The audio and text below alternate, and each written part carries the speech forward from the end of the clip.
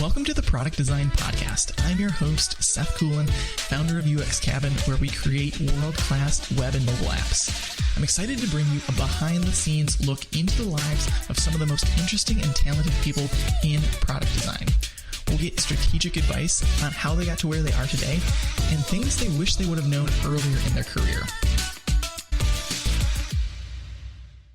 Hey, welcome to the Product Design Podcast. Today we have an exciting guest, Jason Garrison. He's a UX researcher at AnswerLab. Jason also happens to be my best friend of about 20 years. We went to high school and college together, and so we have lots of memories and history together, and it is a blast to have you on here today, man.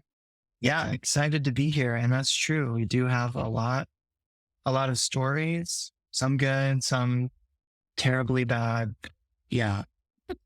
Excited to do this with you.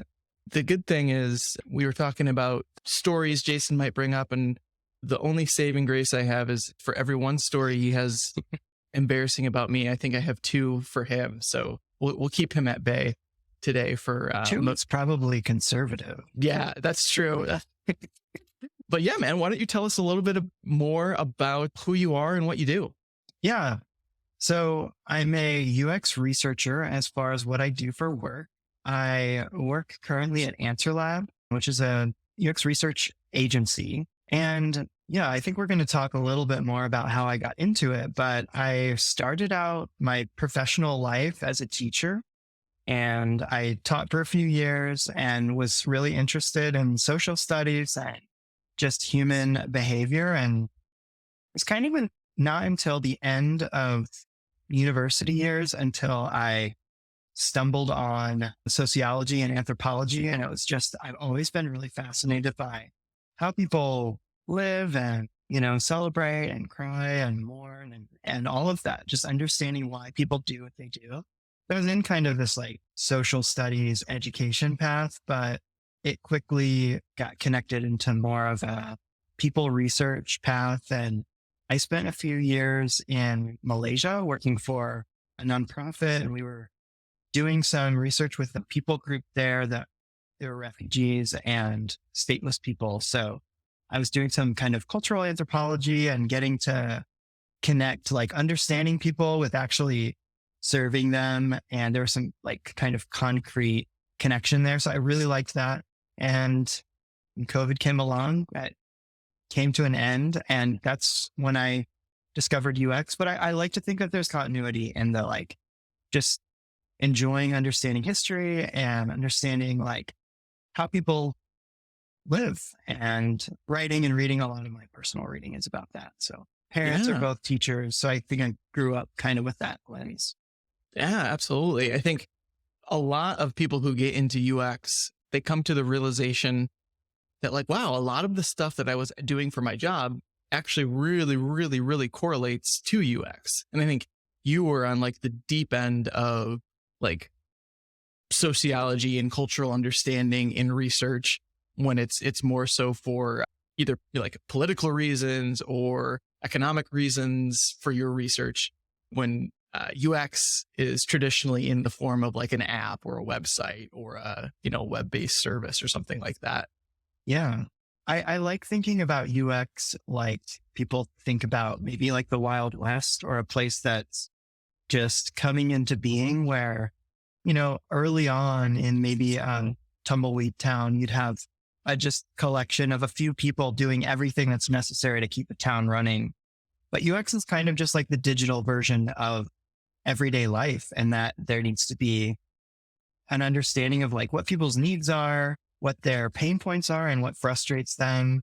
And being a part of UX, I think at first I saw it as this like innovative space, like, oh, if you know the latest XYZ, or if you are able to create the most unique whatever, that's UX. And now that I've had a little bit of time here, it's like, oh no, I think there's a lot of just kind of trying to apply common sense and trying to be empathetic to most people and the types of frustrations that they have to go through. So it's cool in that way. Like every discipline that you would find in the regular world, you'll probably find some representation of it in UX. Yeah. So yeah, fast forward or rewind and fast forward to kind of when you were coming to the end of your work in um, Malaysia. I know we were having talks, and you were kind of like, yeah, the future's really open. I don't really know. Maybe I'll continue doing this. Maybe I'll go back to teaching. I'm open to anything. I would really like to, just kind of explore all my options.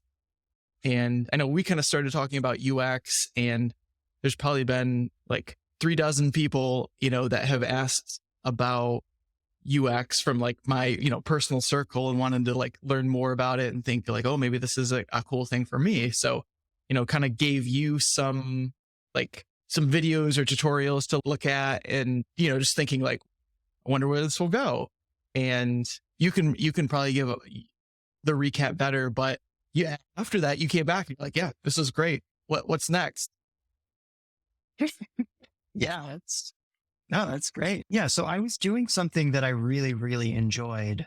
The craft of what I was doing was really fun. I was getting to understand people and kind of pass along information about them that was helpful for other people that were designing like language services or livelihood services for them. And I really enjoyed that work. But during COVID, a lot of the expats had to leave the country. So I was one of those, and I came back and I was thinking like, how do I build momentum here? And one option that I had was like, I could go and get a PhD and try to get, not that I could have gotten a PhD, but it was a path that I was trying to explore.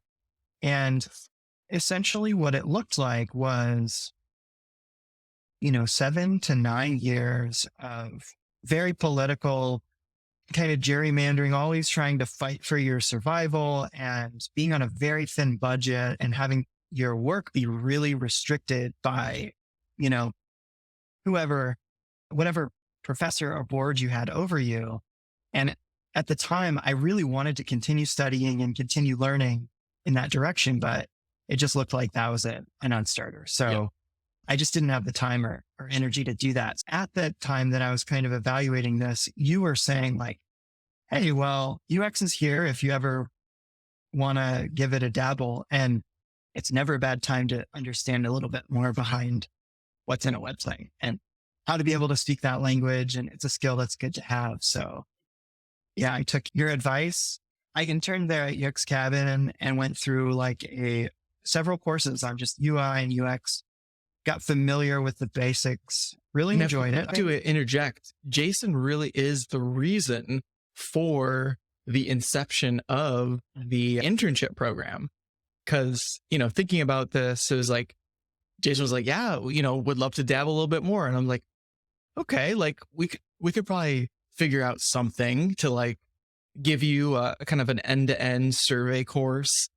And then you kind of brought up the idea of like, be really cool to like do this with other people for camaraderie, for accountability, for, what have you. And then it was like, oh, well, maybe there's an opportunity here for an internship. Like maybe people would want to do this. Maybe this would be interesting to more people than just you. And like, turned out it was extremely interesting to a lot of people and very popular. And we still get emails to this day, almost on a weekly basis, of wanting to know when the next internship is. But yeah, tell a little bit about the internship and your experience with it. That's great, because I'm still in contact with some of the interns that I went through the program with. And that was a really fun time.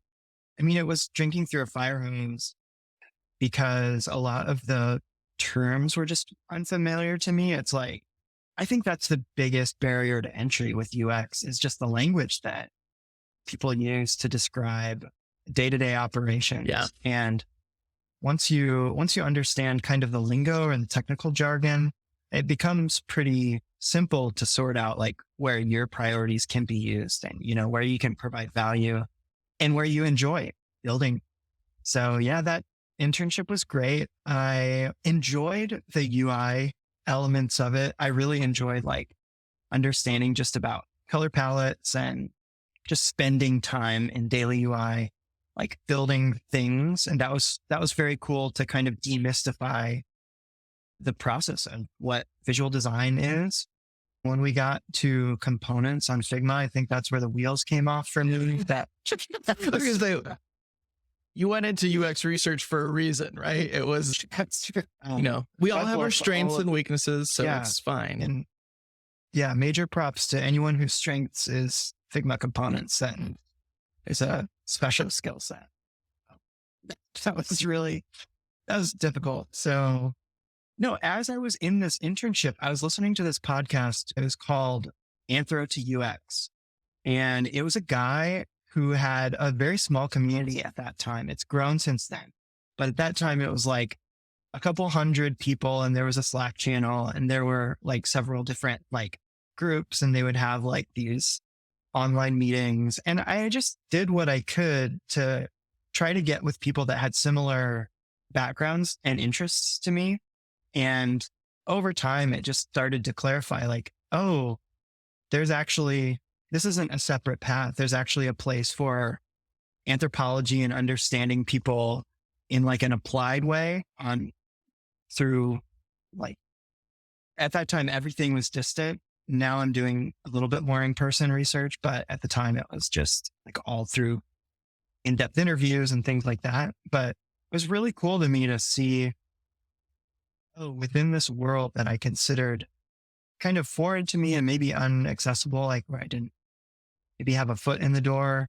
It was cool to see many people who were just like me, who formed their own little community and were sharing jobs, sharing opportunities, sharing best practices. And I just kind of joined them. It was not like glamorous or graceful for about a year and a half there, more like a year.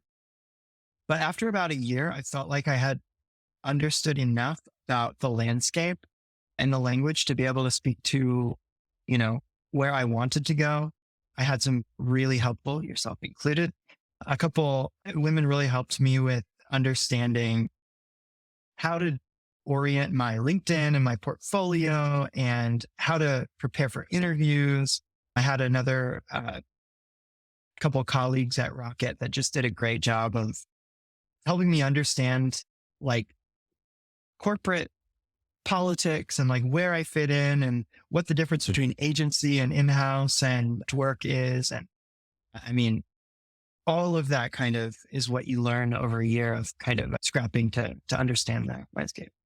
Yeah. I think your journey is super helpful for a number of reasons, because you kind of got a mix of so many different things, kind of like right after our internship at UX Cabin. Pretty soon after, you were able to land another internship, which was really exciting and cool and awesome. And you ended up being there for a while, probably longer than you wanted to be initially, at least as an intern. But maybe you can kind of talk us through the process of like how you got that internship, and then like to how you kind of grew in that and things that you learned and realized along that path before you actually got hired as a full-time actual UX researcher at AnswerLab.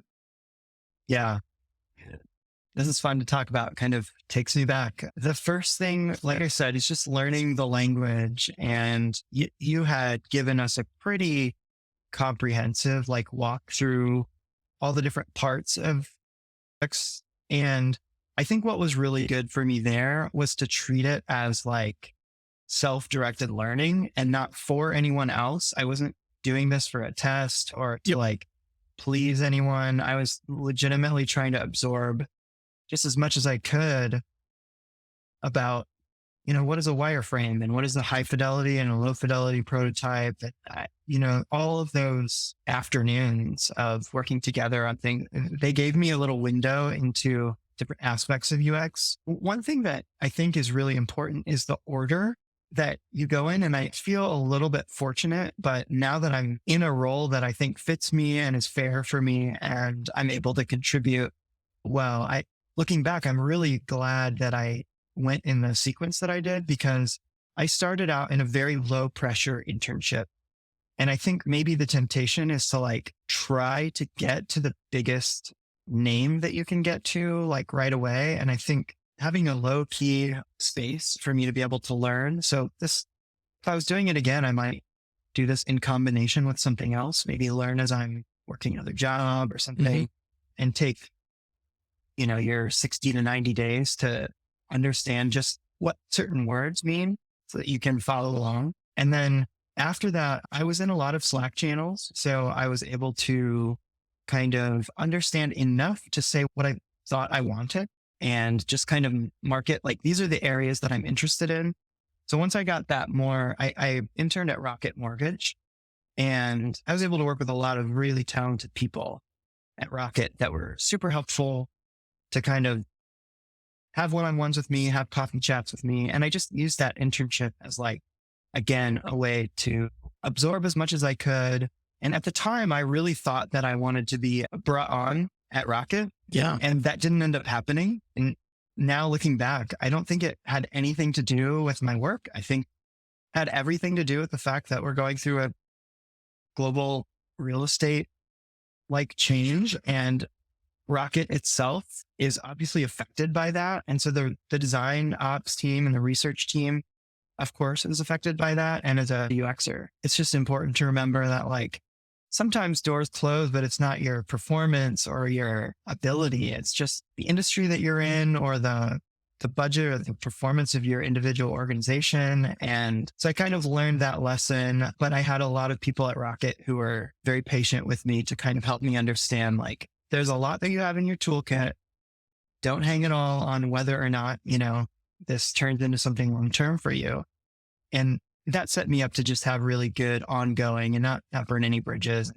Yeah. Have like great collaborative relationships with people at Rocket who I've seen now, in different areas and on different projects. So Yeah. I'm contracted for a bit.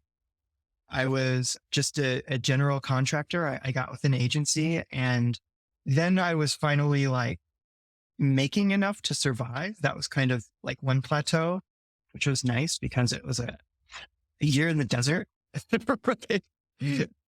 And it was nice to just be able to make a fair living, but I still wanted to be able to do something that was an area of focus for me, something I enjoyed.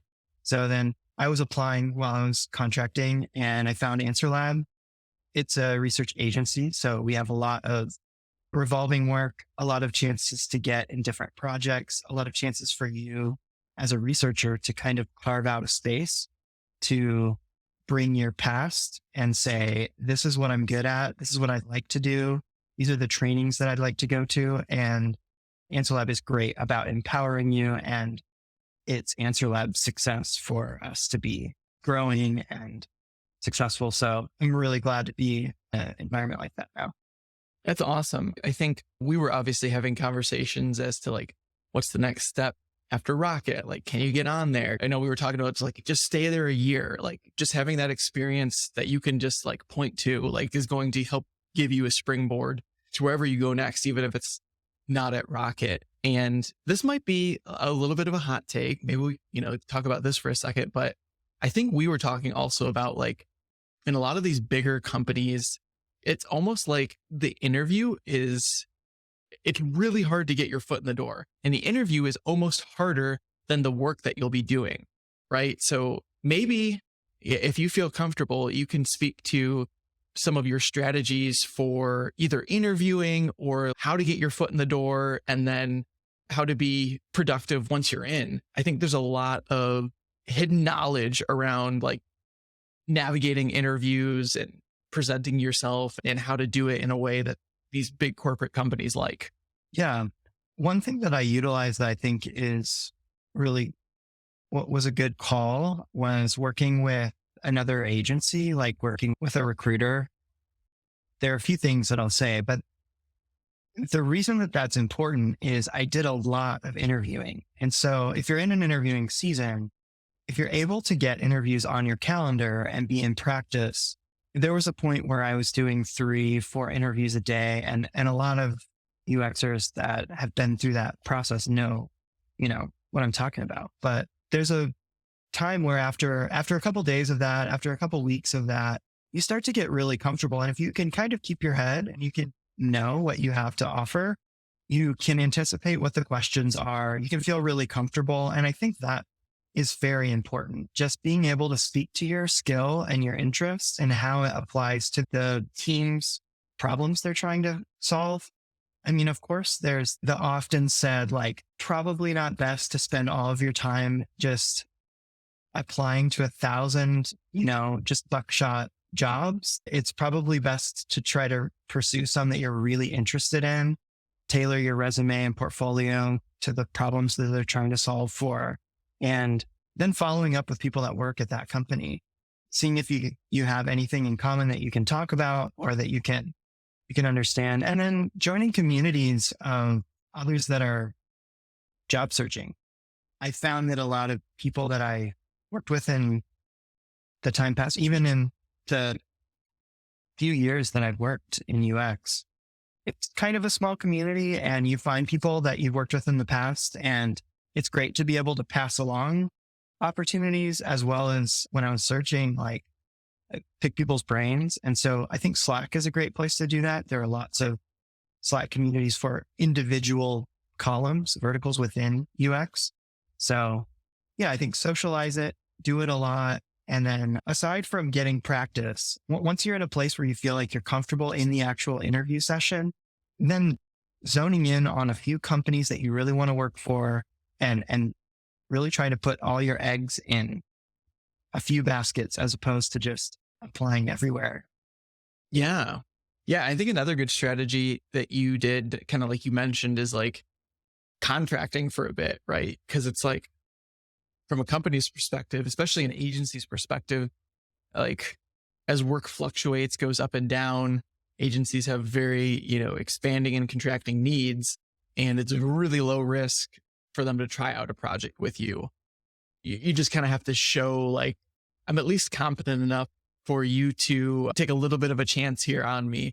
So I think like, yeah, maybe that's a strategy for some people out there. It's like, if you can't get that full-time job, maybe you can just reach out to a bunch of local agencies and just be like, hey, if you just like need like 5 hours a week, here's what I can do. And it seems like that's something that you guys do and I can offer. And then maybe you get hired from them eventually after they see your work. Yeah. Yeah. I contracted, I think in 3 different places, and I've never felt like it wasn't an option to, to convert to full time. It's always felt like it's there for you. If you're competent and show up on time, yeah, getting in the door is tough, but a lot of times the actual work that you're doing it's what you're trained to do. And if you take the time to get a decent foundation. One other thing that I would say, this is just generally, I don't know if it's tailored to UX, but sitting down with someone who knows what the recruiters are going to be sifting through is so important. And I had someone work with me just on my LinkedIn and portfolio to kind of like align industry language to what I was trying to describe. Because when you just describe yourself, I think you have in your mind the message that you're trying to get across, but it's really important to speak in terms that can be understood by recruiters and by companies. And sometimes you have to take the ego hit to not say it in the words that you want to say it, but let someone say like, what you're trying to say is this, and what a recruiter is going to hear is this. So maybe change this. Yeah. Maybe you can also talk about if there is an interview process that's kind of different from contracting to full-time. Like, I know that you worked at some bigger companies when you were contracting. Was that like a screening, team interview, lead interview? Like, were you kind of put through the ringer, or was it kind of a quicker process for you? The contracting interviews are pretty quick. I think they happen. You have maybe a team interview to understand just chemistry. And then you have a quick interview, maybe with a research manager or some other manager. And there might be others on that call. Generally for contractors, it feels like the team is really focused on one thing, which is why they would bring on a contractor in the first place. So if you're able to anticipate what they're talking about, trying to understand, this particular segment for the upcoming quarter, it takes a little bit of agility. But if you have a good kind of UX research, like if you have that language, you can kind of tie what they're saying into what your skills are. Interviewing for a company I found is a lot more intense. It's, 4, 5, sometimes up to 7 rounds of interviews. You'll be given like a mock problem. And for UX research, generally, I think they're trying to judge what your demeanor is in an interview. Are you able to confidently execute and moderate a user interview? And then they'll have another maybe take home project where it's your job to kind of within a certain amount of time, there's a client, they want to know something and you need to develop a method and a research plan and a moderator guide if it's a round of interviews to be able to extract the information that would help the client. Usually it's not that difficult. Usually the problems that I've gotten are pretty straightforward, but I think again, understanding like what methods go with what problems it's pretty early on, but you should do that before you try to land your dream position. Yeah. No, that's fantastic advice and insight. That's like kind of going in blind. You don't know. It's like when their hiring timetable is, you don't know how many people you're going to have to talk to. Like a lot of companies, it's like, you're just interviewing to get screened to be like available. And then it's like, they may tell you, okay, you could be a part of any one of these 3 teams. And you have to go through a process with those teams after you're like initially screened or whatever. I think we all think it's like, oh, I'll interview and then I'll get an offer letter next week. And it's like, typically it's going to be a little bit of time if these companies are medium or large companies. Yeah. Yeah. So for those who don't know, AnswerLab is probably one of the bigger research agencies around. What's it like working at such a big agency? Yeah. It's funny you use the word big because it doesn't feel very big. AnswerLab has a very like family style culture. I guess family is not the right word to use, but it's a research agency that it started very small. The founder is really involved. She's very vocal and she's involved in our, weekly team meetings. And you can tell before COVID, there were a lot of events. You see pictures of, team events. And so it's this kind of fun, pretty close environment. We get contracted by clients, a lot of Fortune 500 clients, to do all different types of research. So I'm a qualitative researcher and I really enjoy doing ethnographies, which is where I'll be doing contextual inquiry or I'll embed in a certain situation and I'll have to come up with a plan of how to ask different questions and how to get at specific kind of observational points that help us understand a group of people or a situation better. I'll do rounds of in-depth interviews. I'll do diary studies. Those are a favorite of mine where diary studies are great for if we want to understand someone's developing thoughts over time, because what quantitative research can't do is help you understand dynamically how people's attitudes are changing over time. So that's like my favorite thing to see like, oh, if you're engaging with a product or you're experiencing a new service over, 2 weeks, how do your attitudes change rather than just why do they change? So that's a favorite of mine. And so people will just give you their diary and you get to read it. Exactly. No, we use a program called DScout and you can code in several questions each day and you have them basically make a video blog and you are responsible for setting prompts and your participants are responding to those prompts. But it comes from an old anthropological method where people did give a steno notebook and say, hey, I would like for you over the course of this half-year period to let me know how you feel about this. And it literally was a diary. It was used in old kind of British and German anthropology. So it's cool to see some baseline anthropology methods resurfacing in UX research. That's really cool. I love that. Yeah. So I know you kind of were getting into the realm of UX work and teams and stuff like that kind of in the pandemic. And I think you've probably been remote or had the option to be remote for the most part. Curious if you have any hot takes on remote versus in office work, if you have a preference or like what you see the benefits or the downsides to. Well, I feel beholden to all my fellow researchers to say that I think it's a pretty bad way to understand people just through a box and a screen. People's environments say a lot about them and their body language and the way that they respond to things in their environment. It's very hard to deduce that from a video screen or from a diary.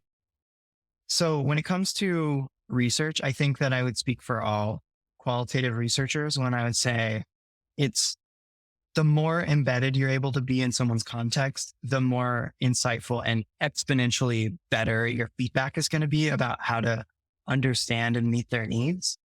But that being said, when it comes to heads down work or whatever, I love working from home. We have an office here in New York and I go in sometimes. It's not very populated. I think there's like usually 2 or 3 of us that are there.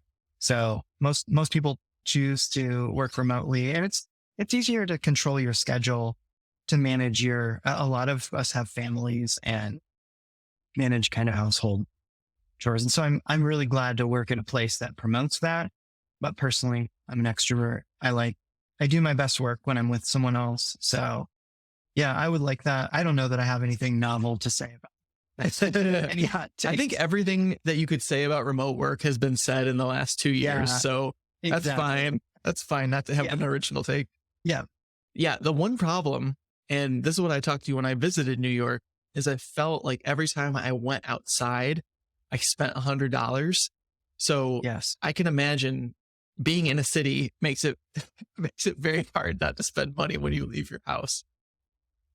Yeah. And ironically, I'm not sure why this is, but it's very hard to find cafe or co-working space that doesn't require like a very expensive subscription, Mortgage, yeah. which, yeah, and that's fine if that's your kind of everyday, but it's weird. I miss the kind of 2015 era. Like millennials were just doing work in all these cafes around the world and staying up late. And that is not a good description of New York right now. Yeah. So are you saying more people are in like going to very specific co-working space or like not working in cafes as much anymore? Or those are kind of like sparsed out because Yeah. of COVID and other things? I think I'm seeing a lot of cafes around say no to computers. They want it to be a more conversational space, which makes total sense Sure. as a cafe and a place of like hopefully neighborhood camaraderie. I think I'm also seeing a lot of people that are investing because I think people want to go to the workplace and want to be around other people, but they don't really need to. And we're like having a hard time saying like, I'd like to just be around people for the sake of being around people. Something in us probably wants that. So I think co-working is common, but yeah, not in a free way. Yeah, that's super interesting. Yeah.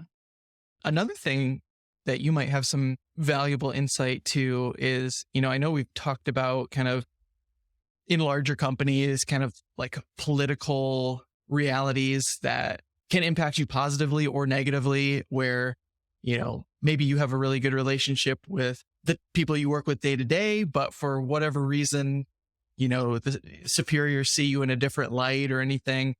Wondering if you can kind of give a little bit of advice or insight as to like how to navigate politics from kind of like a bigger hierarchy company. Yeah. It's complicated because I feel like there's so much dynamism, and to say like it's dynamic. The space that the company is in to meet the company's goals, and that always is changing, and it's changing a lot more within the last year and a half just because of economic instability. And I think it's going to continue to change as we have new patterns, and there's lots of new disrupting tech, and there are lots of new disrupting like political and economic things going on. So the companies that we work for themselves have ever shifting goals. And it makes sense, right? They need to keep the lights on and they need to do what they need to do. Also, the team that you work on and for and with has ever shifting goals. There are people on the team that are really overachieving and they're really stressed. Maybe they have a child that's coming and they're trying to get a promotion so that they can secure, and I think there's just like some empathy to that helps to kind of see like sometimes if I don't get the reaction that I want from a colleague or from a boss, maybe it's not towards me. Maybe there's a lot more complexity that's there. And then there's you have your own dynamism in what you want as you learn like the craft of where you're at. And as you develop goals and things that you're interested in, it's kind of on you which is a big burden, right? To understand how you're changing, where you're seeing good feedback and affirmation and how you can pursue that in line with who you are professionally at work. So all of that, if I could put it in a bow, I would say like try to take the ego out of it. A lot of things come across as personal or as maybe harsh and human, but I mean, that's kind of how our business world works. I think a lot of people that are working next to you are great people who are trying their best, but a lot of us are under just circumstances that are out of our control. And it's important to realize like, if I get rejected or if I get, feedback that I wasn't expecting, just to try to cultivate a learning mindset and continue working towards trying to develop and learn from mistakes and poor feedback and rejection as much as you can. So I think also, no, yeah, I think best at that, but I think that's fantastic. I think another obvious thing is like different people have such different needs and expectations in terms of how they receive feedback or how they give feedback. Some people need very precise feedback to understand what you're saying.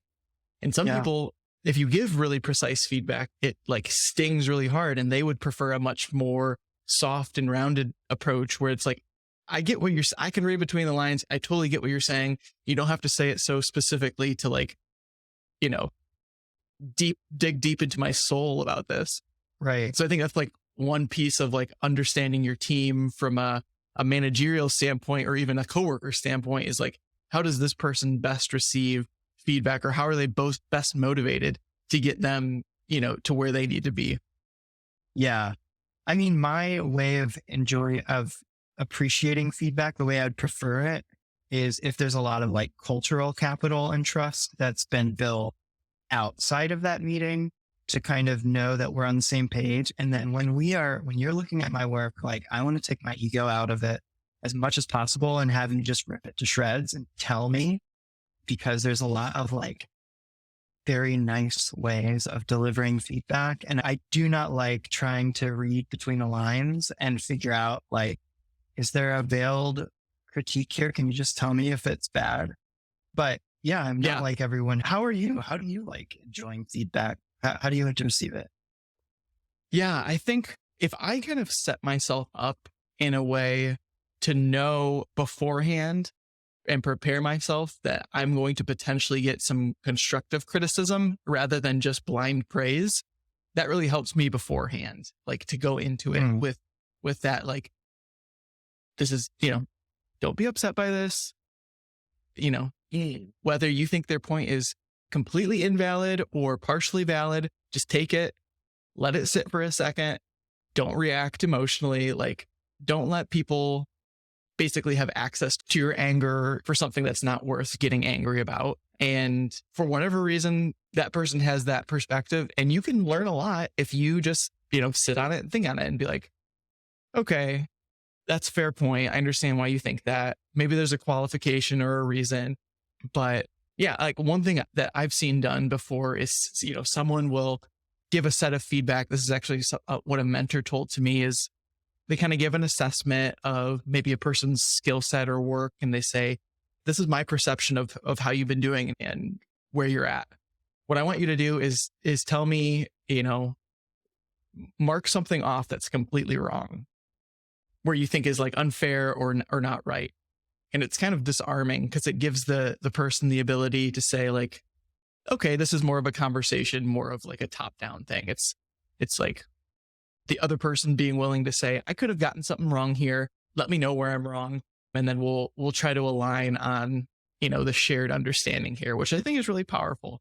Yeah. But yeah, to your point of like, if you have someone you know and you trust and, they care about you and they're invested in you, when they do have something harsh to say about a particular work deliverable, it doesn't feel as bad. It's about the work. It's not about you. Right. Yes. Yeah. And not to avoid being overly like certain about that.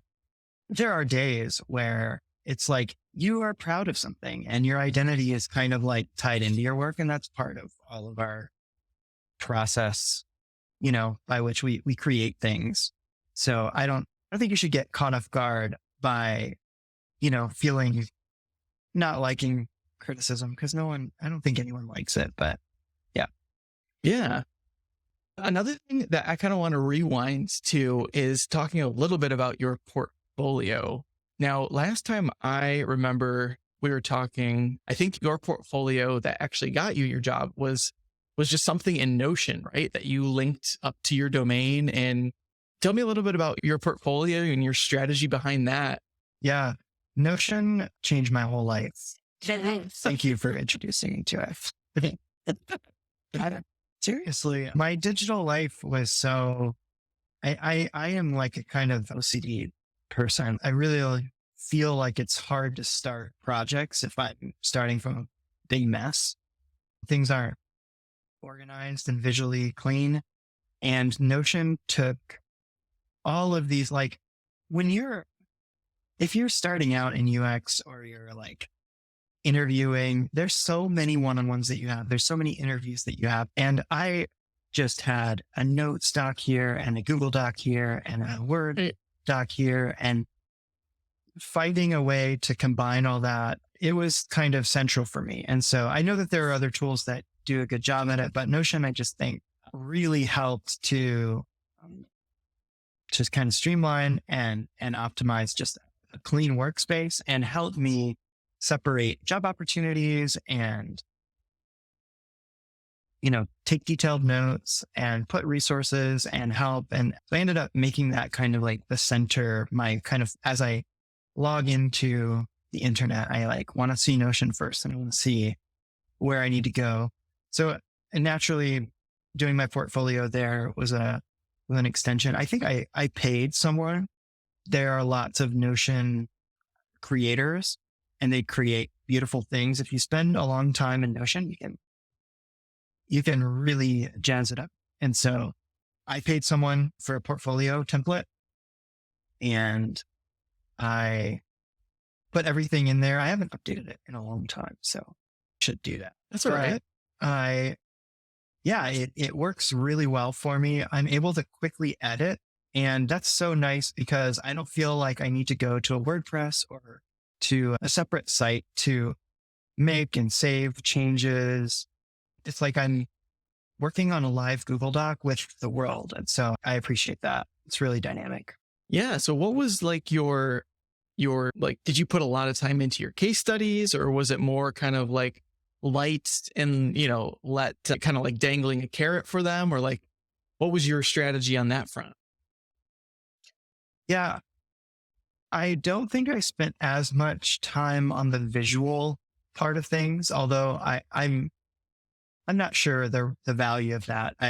I think that if you were a UI designer or a UX designer, you might want to do that. For UX research, I was really trying to document my thought process. And I was really trying to show how I would see a problem and then I would connect it with a sound solution. And I would really highlight how experiences that I've had and things that I care about, help me to do that well. So my goal with that was just to help maybe a research manager or a hiring director understand that Jason has had to use a lot of flexibility in past projects and he's able to think critically, and he's not someone that's going to just wait to be told and execute. He can help us think through and generate ideas about what would be the best way to understand what a client is trying to get at?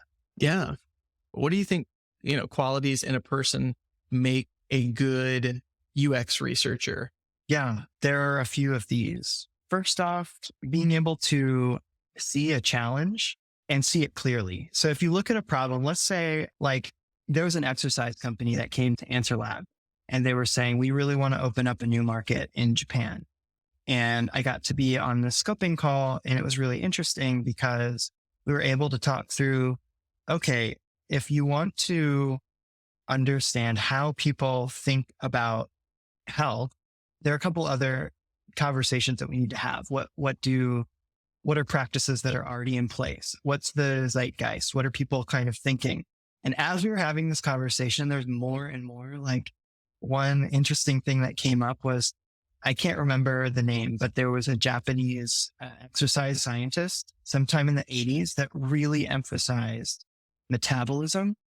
And that was like, oh, okay. And someone that had done field work in Japan was able to speak to the fact that when Japanese people are working out and thinking about their own health, one thing that they're really conscious of is manipulating their metabolism. And that like totally set the scope for the study of like, okay, how can we as an exercise company help people towards that goal? If that's what's conscious for them, we don't want to just extract whatever thing we do here and implement it there. We want to start with what their needs are, what their consciousness is, and build around that. So yeah, understanding like a problem and then solutioning on like what would be the best way to get that information. So having like a curious spirit of like, what questions would be good to ask without asking directly. Sure.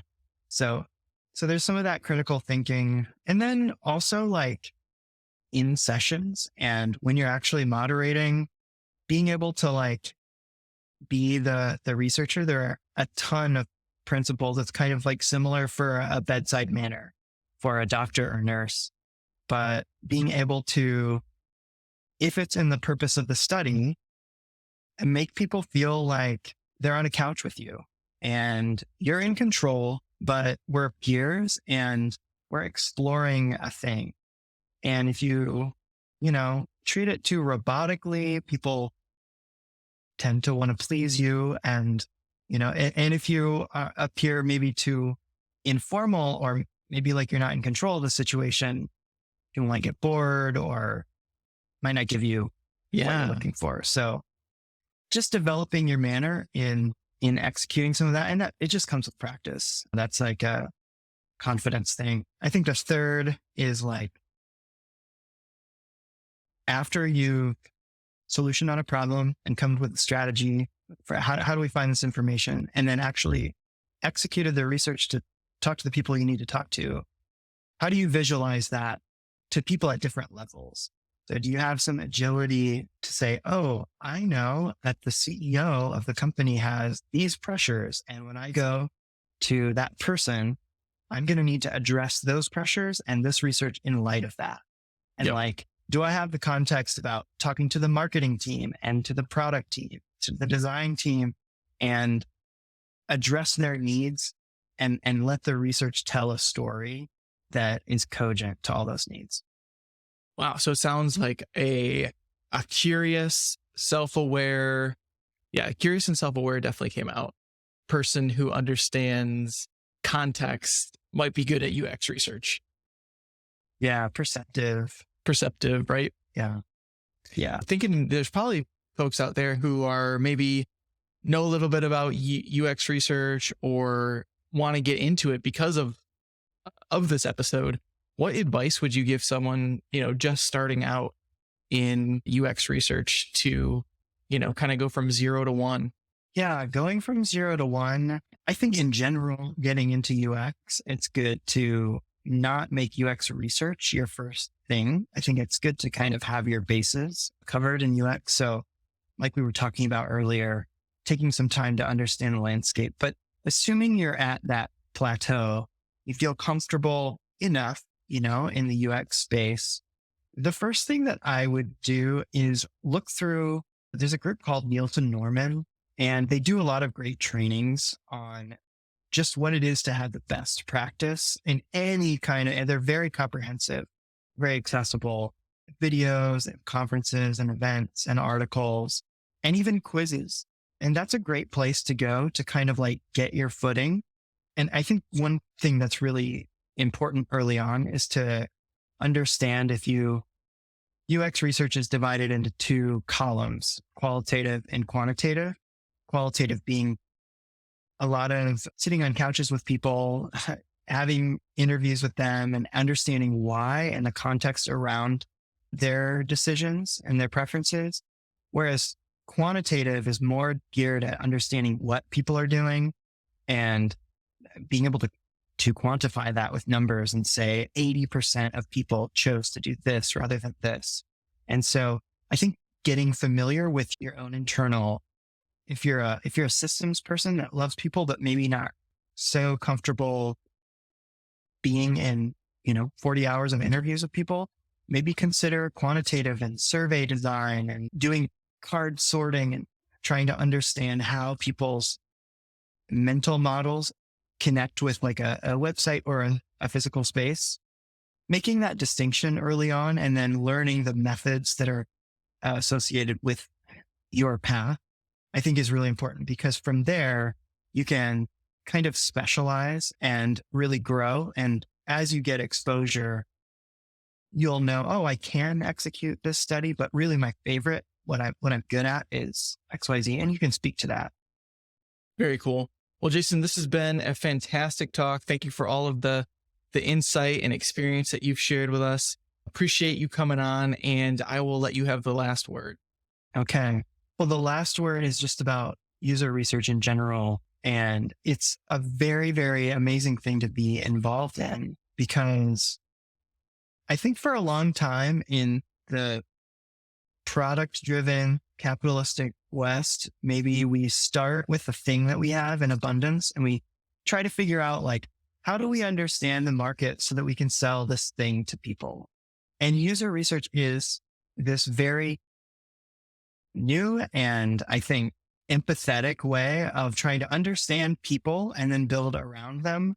And, the world is complex and it's frustrating now, maybe more than ever. So there are all these digital experiences that we have to go through, and it can be really hair-raising. So it's a fun time to be a part of this group of people that are saying, what are people's needs? What are their preferences? And how do we elevate those voices to people that are designing for them to make the world a safer, more beautiful, and elegant place? Well said. Thanks, Jason. Appreciate the time. Thank you, Seth. Thanks so much for hanging out with us today on the Product Design Podcast. If you enjoyed our conversation, be sure and go follow our guests. Let them know they did a great job and you learned a lot. More to come in the following weeks as we bring on new guests. Please hit that subscribe button so that you will get these podcasts and learn a ton about the product design community. Excited to see you next time. Thanks.